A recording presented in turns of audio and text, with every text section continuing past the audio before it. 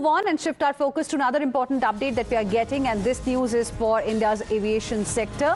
After Maharashtra government decided to reduce VAT on jet fuel, what we have learned from sources is that the national capital is also likely to slash VAT on aviation turbine fuel, or ATF, which is also called as jet fuel. Sources say the government is thinking, on this particular issue, and this move is expected to significantly reduce operational costs for airlines, which have been under pressure due to high fuel prices and rising aviation expenses. Let's go across to my colleague Shefali joining us on the broadcast more on this. And Shefali, what more details can you share with us?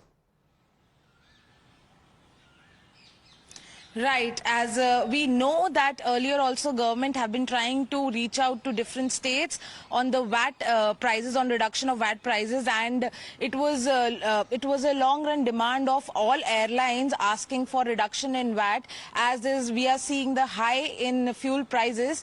Now we know that Maharashtra has already reduced VAT from 18% to 7%. Now what we are learning through sources is that Delhi government is likely to reduce VAT on fuel prices, and it is working on the same figures as Maharashtra. So we know that currently there is 25% VAT in Delhi, and which what we are learning is that as Maharashtra has come down to 7%, Delhi is also expected from 25% to reduce it to 7%, although it's not confirmed yet about the figures.